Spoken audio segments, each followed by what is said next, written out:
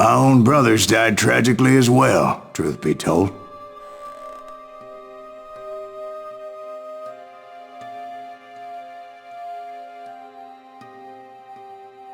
It was 1868, and me and my older brothers were pulling a tidy profit running cattle into Juarez, Mexico. One night after my brothers retired for the evening, I found a little poker game in a cantina with a couple of cowboys. And I just couldn't lose. I even won an old Spanish coin that had to be 100 years old. Well, I was mighty pleased with myself the next morning as my brothers and I rode for Texas. But before we crossed the border, those cowboys caught up with us. It was Johnny Ringo, Roscoe Bob Bryant, and another asshole named Jim. They wanted their money back and everything else we had, including our lives, as those boys didn't want us coming for them later. Bob put that old Spanish coin in my mouth and said, "I won't have it said that I left you with nothing, boy." Well, those horses bolted, and there we hung as those bastards rode away.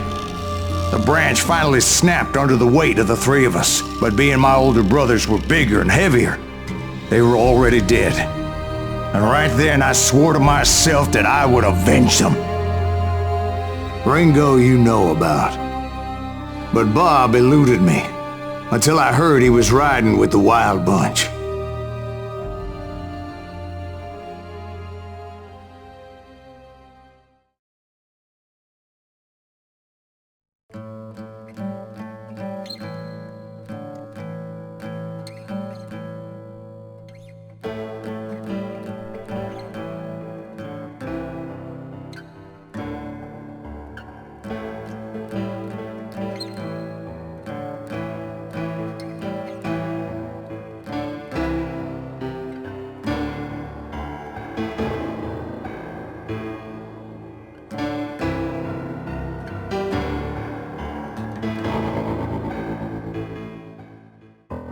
I'd been on their trail for months, ever since they left their hideout in the Bighorn Mountains.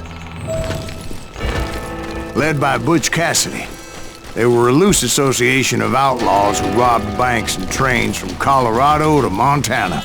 Among them was the Sundance Kid, and that murderous hombre I was tracking, Roscoe Bob Bryant. Were you a part of that giant Pinkerton posse after the Wild Bunch? No, boy. A circus like that would have slowed me down. Besides, I wanted Bryant all to myself. I'd heard about a large shipment of gold being transported to Wilcox, Wyoming on the Overland Flyer. They blew the bridge with the intention of forcing the train to stop. Well, I assumed the Wild Bunch was likely in the still intact part of the train high above. I was determined to make that sumbitch Bob pay for what he did to my brothers.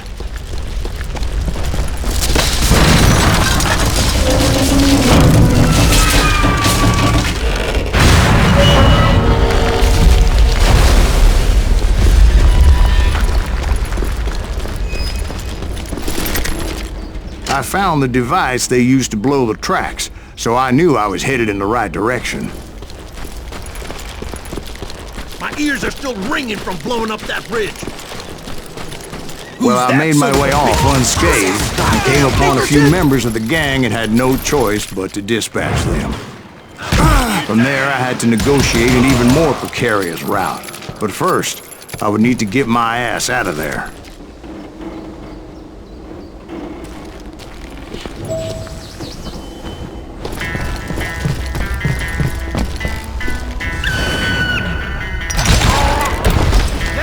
Jumped from the frying pan into the fire as the train was clearly fixing to fall. Ah!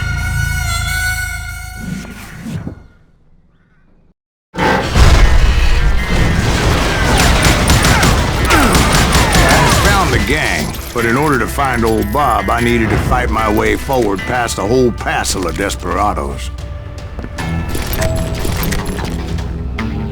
Outside, inside, any way I could, I made my way towards my prey. You're dead! You hear me?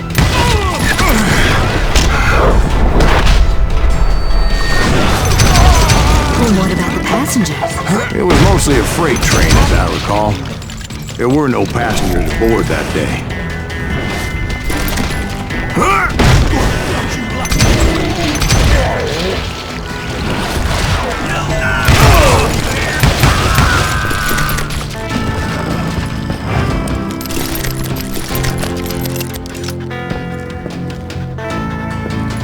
As I mentioned before, I am not fond of heights. But I was too busy dodging bullets to worry about falling to my death. Odds were I was likely to die that day anyway. So I was determined to take down as many of those bastards as I could. Yeah, you know you can't beat me.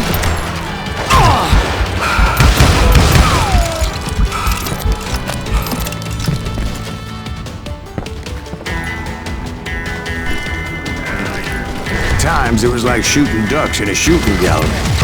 The only difference is these damn ducks shot back.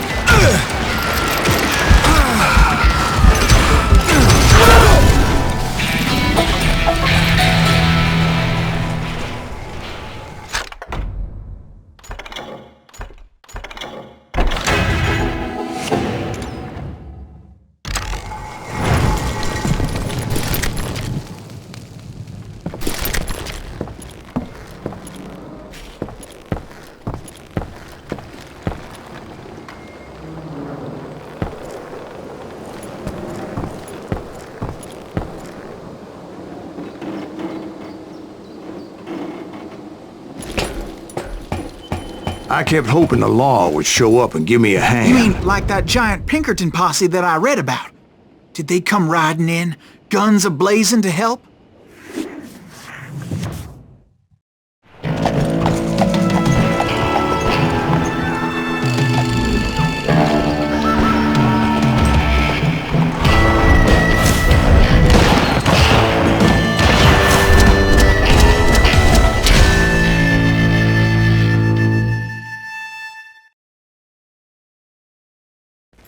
Help?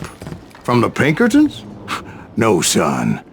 I had to fight the wild bunch all by my lonesome, as usual. Who the hell is that?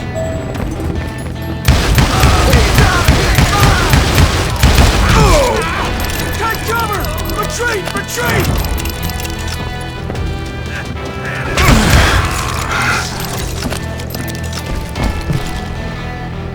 He's killing everybody! You ain't seen the likes of me. He'll kill us all!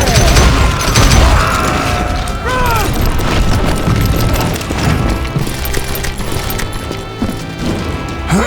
Good watching, boy! To the death!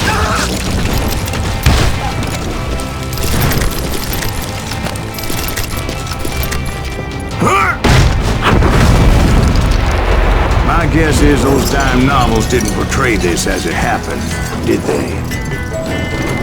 Hey, you! Only a few stragglers were left, and I had to cut them down pronto if I was going to stay on old Bob's trail.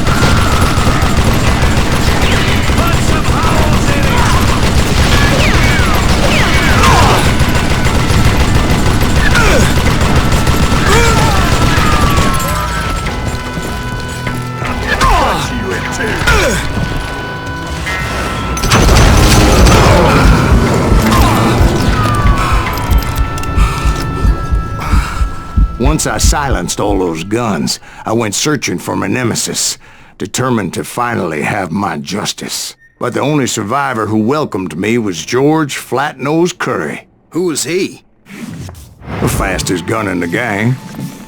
Right after Sundance, I mean. And Kid Curry, and maybe Elsie Lay. Though some folks might dispute that.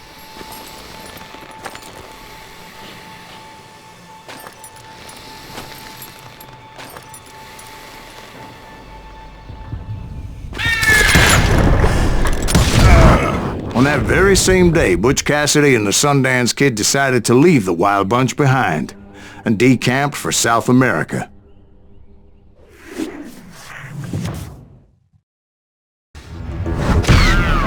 They ended up living down there for many years, but I'm sure you already know all about that.